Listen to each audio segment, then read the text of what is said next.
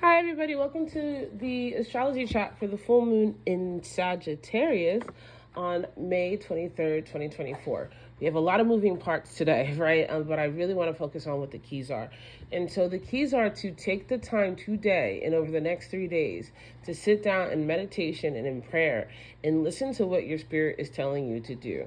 Allow yourself to tap into that divine energy, the part of you that's connected to the divine, the part of you that is forward thinking and long thinking and willing to take risks and to go where you need to go to build what you want to build.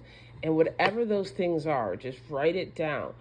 Just document it in some way, write it on your heart in some way, because this full moon in Sagittarius is really offering a very spiritual, very kismic, like Akashic level awareness for you about what you need to be doing in these next steps. And even if you feel like you're not ready for it, even if it's really grand, and considering the way the planets are moving, it is going to be grand. Have faith that the talents and portions that have been put inside of you by the divine are enough and can take you where you need to go.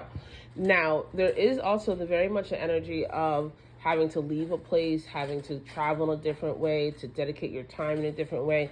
There's something in this dream that's going to require you to make systematic and continuous changes. Do not be afraid to do it. Or alternatively, do it anyway. Do it in prayer. Do it unsure. Just go where your spirit is telling you to go.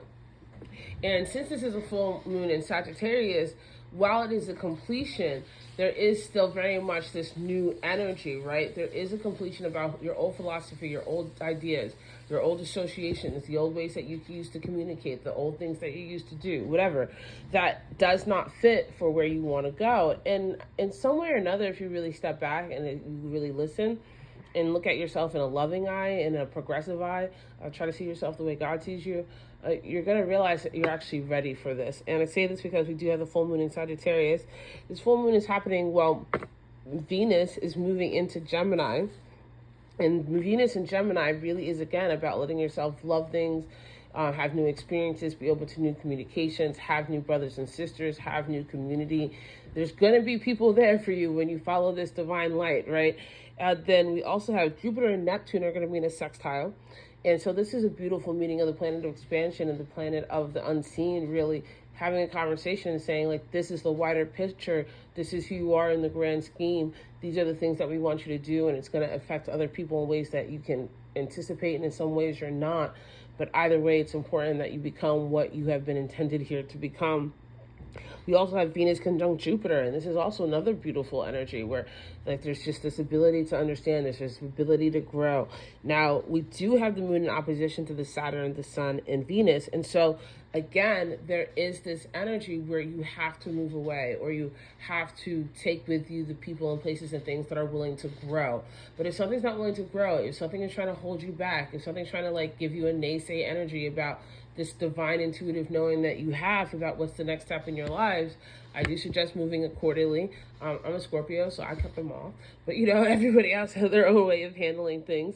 But there's also a kite and a grand trine in this chart. And so both of these are very kismic. A trine is like a natural ability. It's something inside of you that if you do the work to develop it, underline do the work to develop it, it's really going to give you a lot over a long time. And a kite is just like this kismic gift of the universe. Like, all right, go for it.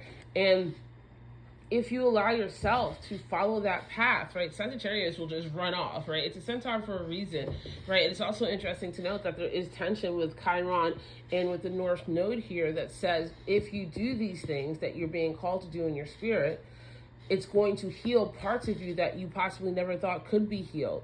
There is something in the going towards that heals what was. And inversely, also possibly, you get to where you're intended to go, divinely ordered to be at. What happened in the past, you're kind of just like, okay, cool. You know, I often, especially lately, have thought, like, I'm so grateful and excited for all the things that I thought I wanted to have that didn't work out, because I'm exactly where God wants me to be right now. And so, and this is just the beginning. And I say that to all of us. This is just the beginning. Now go right off into your sunset and make a world that reflects who you are meant to be, not who everybody else tells you you should be. Love you. Bye.